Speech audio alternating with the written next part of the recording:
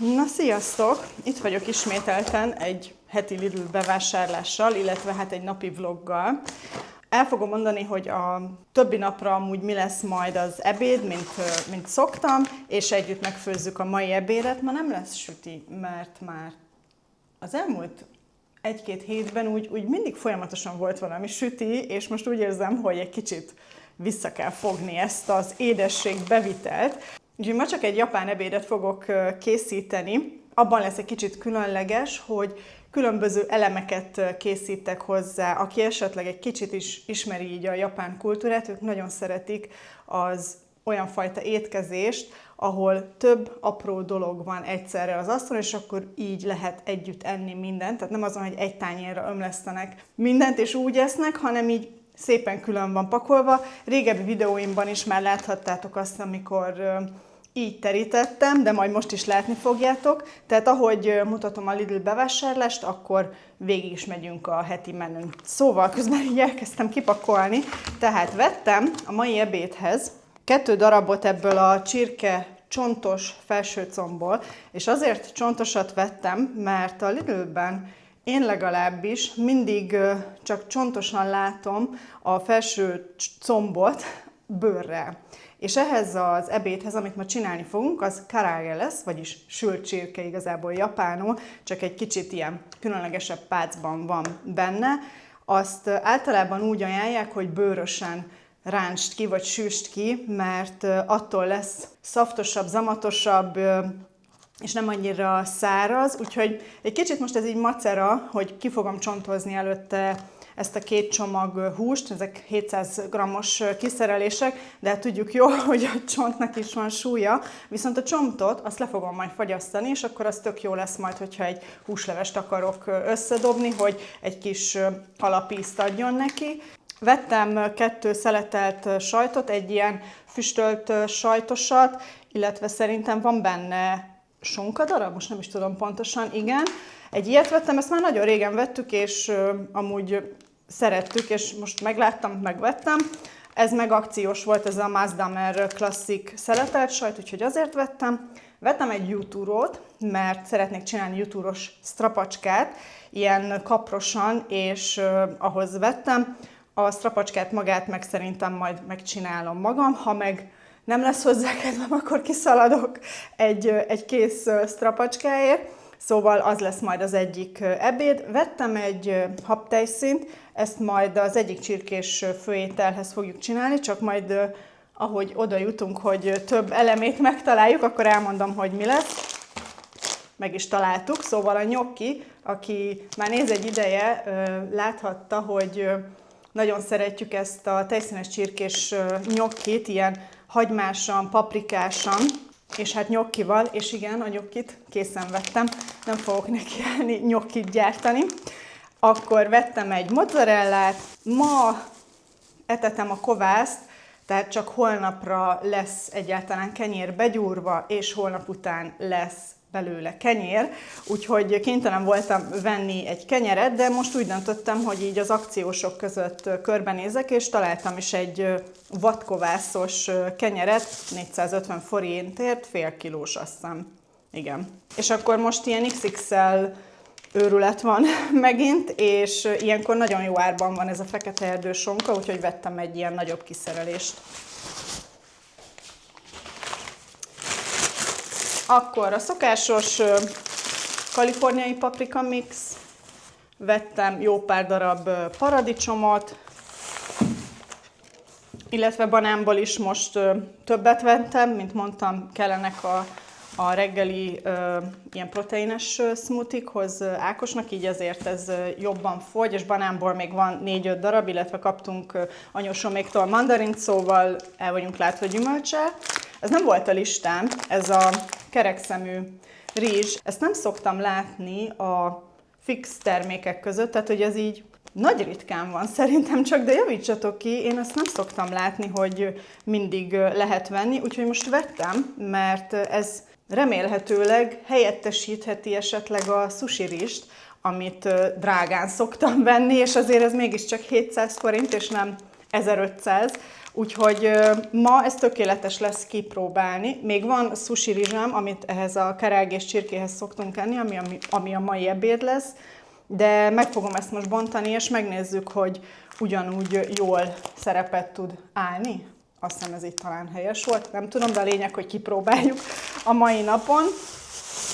Ami még a mai ebédhez fog készülni ezen a sült csirkén kívül, az miszóleves, rizs, mint mondtam. Csinálni fogunk egy krumpli salátát, illetve valahol meg van bújva egy brokkoli, azt is vettem, tehát ezekből az elemekből fog állni, és a krumpli saláta az viszonylag különleges lesz, mert nem egy hagyományos krumpli saláta szerintem, amit itt mi magyarok enni szoktunk, úgyhogy remélem, hogy tetszeni fog nektek, és esetleg majd ki is próbáljátok. Vettem egy új hagymát, ezt így reggelikhez, vagy hogyha rántottába akarjuk rakni. És akkor itt is van a brokkoli, most friss brokkolit vettem, mert tudom, hogy a mai napon fel lesz használva. Akkor csak a szokásos egy tejföl, egy joghurt, csirkemell, ez majd a csirkés nyokkis ételhez fog kelleni. Vettem egy ilyen vegyes darált húst, ebből majd japán hamburgert fogok csinálni, úgyhogy úgy veszem észre, hogy ismételten egy kicsit japános tematika lesz ezen a héten, vagy legalábbis 2 étel az lesz, de már ezeket is mind nagyon régen ettünk, és most pont így alakult, hogy ezekre esett a választás. A japán hamburgerhez, meg köretnek még mindig van, hát szerintem szeptemberben vettem azt a kilós sült krumplit, és a fele megvan még, úgyhogy az lesz hozzá kisütve, meg eszünk hozzá valami salit, ami van itthon, zöldségek, abból összedobok valamit. Csak a szokásos, a kis gyömbérsat, teljesen rákattantunk. És itt már elvileg csak 2 tej lesz. Így van. 2 tej. Na, amúgy tök jól eláztam, még a blokk is egy kicsit vizes. Pont úgy volt, hogy eláll az eső, amikor elindulok, és pedig kocsival voltam, de hát na, mindegy, szóval. Míg a kocsihoz érsz, míg hazaérsz, elázol. Na, a lényeg, hogy 19.313 forintot fizettem most ezekért, elpakolok, és akkor azzal kezdjük, hogy kicsontozzuk a csirkét, és utána be is pácoljuk, és akkor 1 órát, másfelet áll a hűtőben, és csak utána kezdjük el majd kisütni, de amíg majd áll a hűtőben, addig elkészítjük a krumplisalit, beáztatom a rizst, akár a brokkolit is megpucolhatom, szóval legalább amíg az pihen, addig én nem, és előkészítem a többi elemet, úgyhogy elpakolok, és neki is látunk. És igazából, miután kicsontoztam, majd meglátom, hogy mekkora darabok lesznek, igazából egy ilyen negyedbe vágjuk el a csirkét.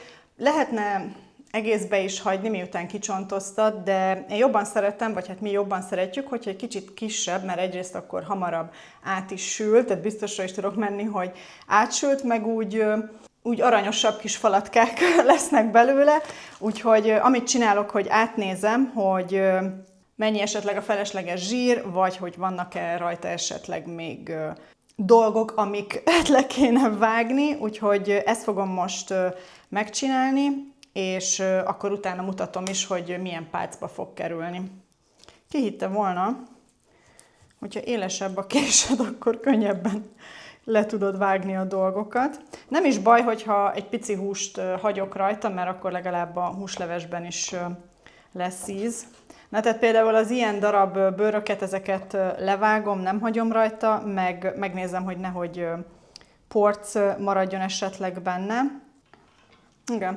És akkor így, ugye, csirkecomb filét kapunk, és akkor ezt elnegyedelem. És akkor kb. Ekkora darabokat kapunk. Ezt nem tudom, miért magyarázom ennyire, mert biztos vagyok benne, hogy már mindenki kezelt csirkecombot, csak sokszor van, hogy kérdezitek, hogy mekkorára vágom, meg hasonló, és akkor ilyenkor próbálok ezzel segíteni. Amúgy biztos, hogy most, hogyha nagyon nem szereted a combot, és mellel szeretnéd megcsinálni, úgy is meg lehet, csak szerintem az úgy szárazabb eredményt hoz. A csirkecomb azért az mégis egy kicsit szaftosabb lesz, vagy nem tudom, hogy mondjam. A lényeg, hogy szerintem jobb állaga van. Ez olyan, hogy nem tudom, én nem szoktam itthon rántott húst csinálni csirkemellből, mert az olyan száraz, tehát azt úgy nem szeretem. Tehát az biztos, hogy akkor az vagy ugye tarjából, vagy hasonlóból készül, de csirkemellből biztos, hogy nem. A csirkemellet én szinte csak is úgy készítem, hogy valamilyen szaftos ételbe.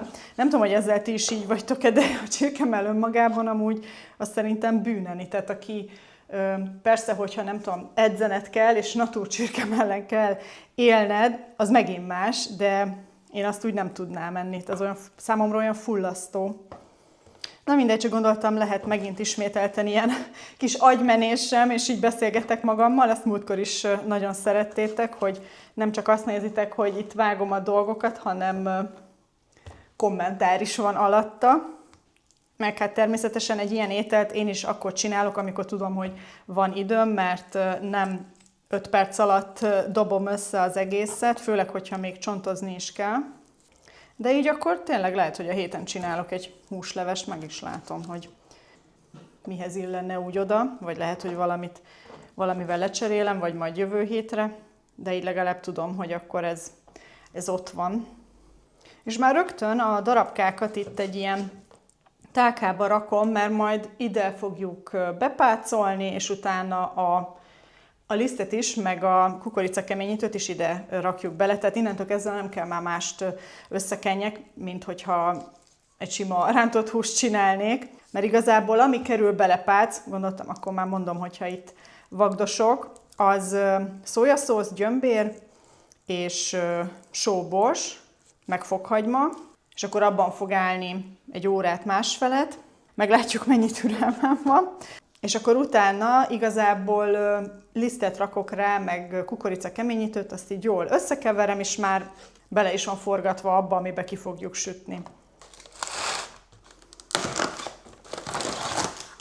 Ja, és akkor ha már karaage, tudjátok jól, hogy szeretünk azért japán helyekre is elmenni, így kajálni, és ha pesti vagy, és az egyik legjobb karaagét szeretnéd enni, amit esetleg nem magad csinálsz, akkor én a wafut tudom ajánlani. Szerintem itt Pesten ők csinálják a legjobban.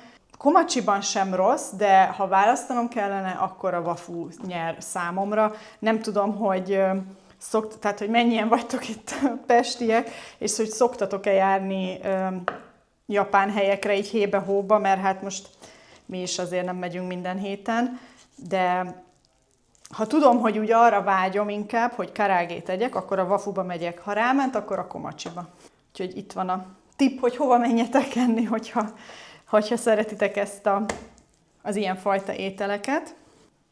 Na hát el is készültünk, szép nagy adag lett, bőven fogjuk enni 2 napig, de amúgy is nem szoktam nekiállni fél kiló hús miatt akár panírozni is, vagy olajozni. Úgyhogy a csontokat meg átrakom egy ilyen fagyasztható tasakba, és az megy a fagyasztóba, kezet mosok, és akkor bepácoljuk. Tehát akkor először megy bele szójaszósz, majd a pontos arányokat leírom a leírásba, mert miközben itt csinálom, majd szerintem úgy fog kialakulni, hogy végül miből mennyi kell, tehát előre most pontosan nem tudom. Most 2 evőkanállal raktam szójaszószt. Ezt először el szoktam keverni, mert ilyenkor látom azt, hogy mennyire fedi be a szójaszósz a csirkét, és még egyel rakok, tehát 3 evőkanál. Tényleg alaposan fedje be, és a szójaszósz mellé csak tényleg minimálisan sózok, mert ez alapba sós, de azért egy pici szokott még kelleni, tehát eddigi tapasztalatok alapján egy ilyen csipetnyit így rakok még bele, illetve ugyanígy a borsból egy ilyen kis csipetnyit, és akkor jön a fokhagyma meg a gyömbér. Szerintem mindegyikből egy fél teáskanál az elég lesz. És akkor alaposan összekeverünk mindent, és akkor megy a hűtőbe. Amúgy már most fantasztikus illata van. Na jó, rakunk még egyet a szójaszószból, de ez már így akkor biztos, hogy elég lesz. Mehet is pihenni.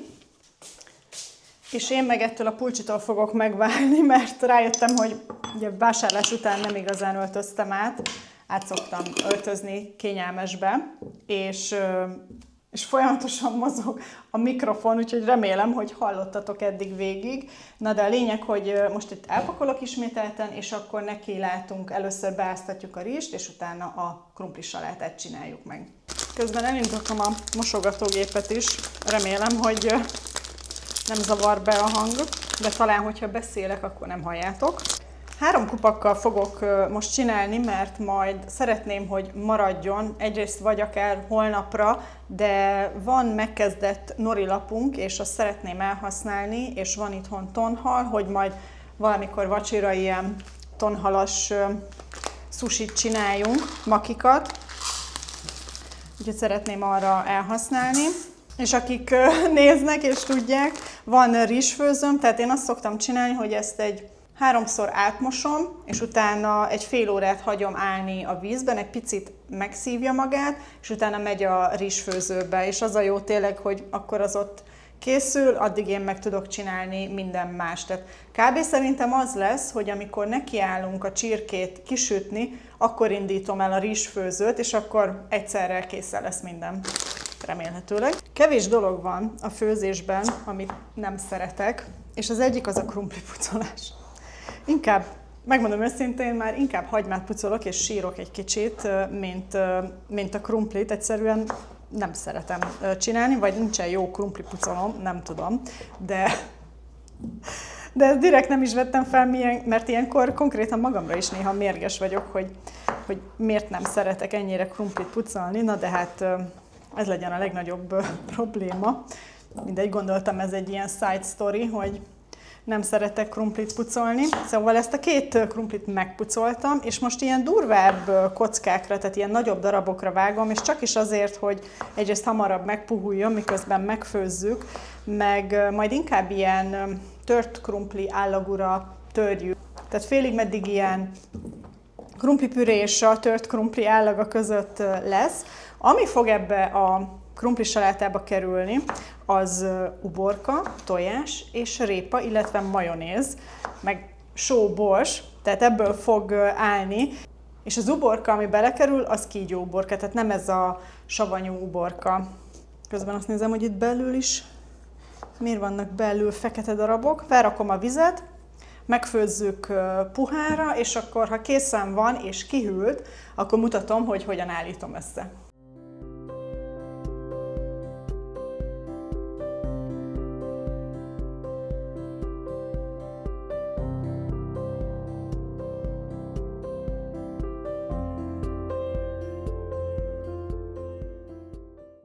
Tehát akkor felvágtam az uborkát és a répát, feldaraboltam a brokkolit, kifőztem 4 darab tojást, kemény tojás kerül a krumplisalátába.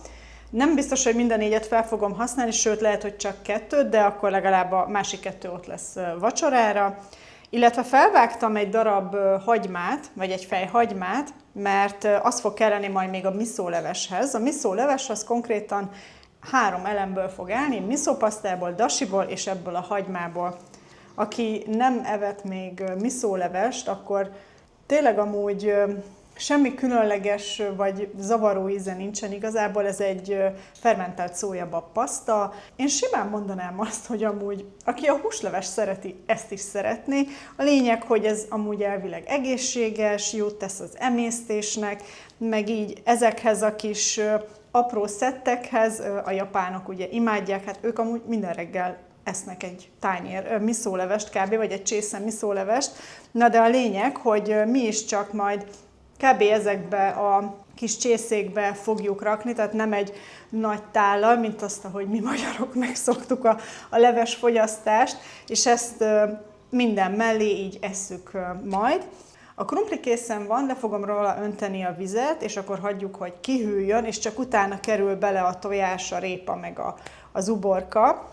És akkor amíg most a miszólevest csinálom, megfőzöm a brokkolit is, és a rizs is már szerintem eleget ázott, úgyhogy amint kész vagyok a miszólevessel meg a brokkolival, akkor nincs más hátra, mint hogy a csirkét is elkészítsük. Igen, több elemből áll ez az ebéd, és nincsen pikpak készen, de a végén nagyon szép látvány, és amúgy nagyon finom is, és szerintem nagyon sokat tesz hozzá az étkezéshez az, hogy hogyan néz ki, amit eszel. Ezért is van az, hogy nagyon sokszor láthatjátok a miket ettünk videókban is, hogy én igyekszem a tálalásra odafigyelni, még akkor is, ha csak pár perc van az ebédre, vagy hogy a tálalásra, de hogy azt kinézzem már valahogy. Na mindegy, szóval akkor miszóleves és a brokkoli főzés következik, úgyhogy átvonulunk egy kicsit a főzőlaphoz.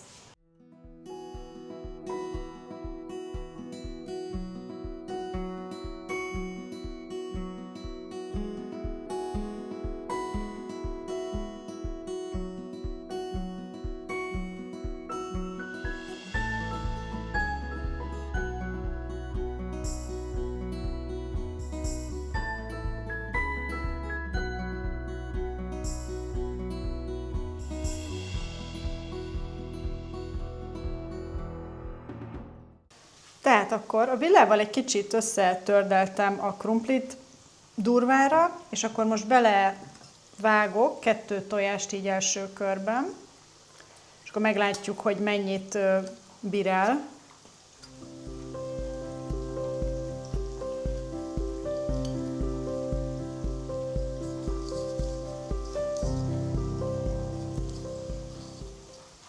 És akkor most nagyon óvatosan megkeverem, mert úgy látom, hogy egy kicsit kisebb edénybe raktam, mint kellett volna, de nem baj.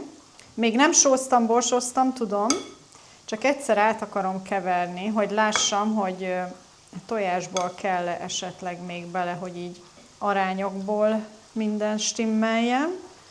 Na, akkor sózunk,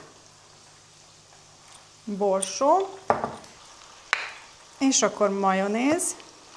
Jól van, szerintem elférünk ebben a tálkában, most már nem cserélem ki, de a lényeg, hogy jó, alaposan össze kell keverni, és akkor készen is van. Na nem mondom, kezd egy kicsit a káosz eluralkodni a konyhába, de semmi probléma, hála Istennek van mosogatógép.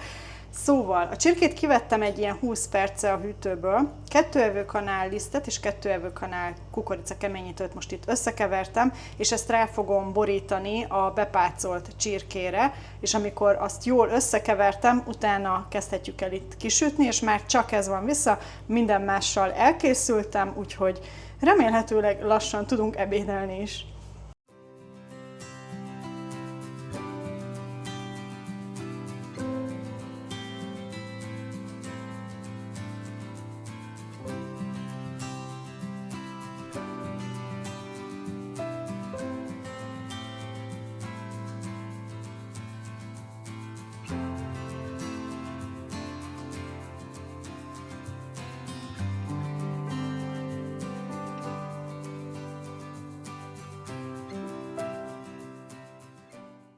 Na, el is készült minden, nem tagadom, ez azért több mint 2 óra volt, mire mindent itt összeállítottam. A rizs, amit említettem bevásárláskor, nagyon finom, úgyhogy lehet, hogy fogok még venni ilyet a Lidlben, hogyha kapható. Lehet, hogy emiatt még visszaugrok itt a következő pár napban, mert akkor ezt tudná helyettesíteni nekünk a sushi rizst, amit meg általában elég drágán szoktunk venni. Nincs más hátra, mint hogy szépen megterítsünk és kóstoljunk egyet.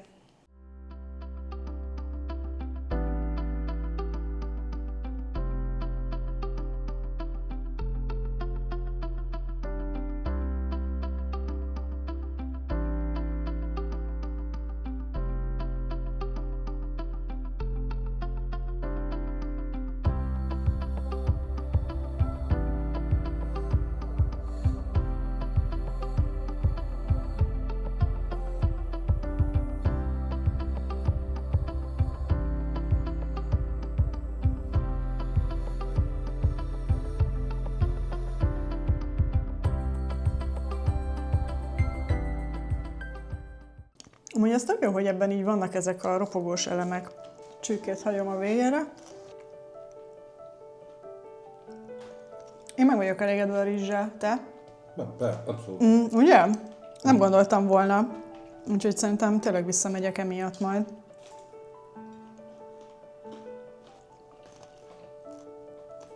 Azt is már olyan régen el akartam készíteni. Ja, karagé. Nagyon jó. Amikor itt ülök, akkor érzem azt, hogy oké, megérte ez a 2,5 óra. Amikor ott vagyok, hogy oké, még krumplit kell pucolni, meg nem tudom, akkor elgondolkodom, hogy milyen döntéseket hoztam az életben. Na, csak gondoltam, ezt is megmutatom, hogy ebéd után így nézek ki. És hát igen, ez a valóság, és ezt ritkán szoktam mutatni, mert amúgy azért ritkán van, hogy ennyi minden apróságot készítek így egyszerre. Most kipakolom a mosogatógépet, mert az meg konkrétan lejárt, és akkor ezek mind mehetnek be, és akkor végre talán rend lesz a konyhában. Na és akkor itt vannak az utána képek. Ilyenkor mindig boldog vagyok, hogy sikerül rávennem magam arra, hogy rendet rakjak, és mindig az a problémám, hogy azt hiszem, hogy 3 órát vagyok itt, hogy rendet rakjak, de közben egy 40 perc azért volt, mire kipakoltam, bepakoltam, ami még megmaradt, azt elmosogattam, és aztán itt egy kicsit áttöröltem mindent, de úgy gondolom, hogy megérte, hogy holnap akkor tényleg nem kell itt a konyhában lenni, és rendet rakni, meg főzni. Ez meg a mi ebédről megmaradt, úgyhogy holnap nem kell főzni. Aztán ezzel elérkezett a jól megérdemelt kávénak is az ideje, kis cicás bögrémben, inkább csésze, mert presszó kávét iszok egy kis tejjel.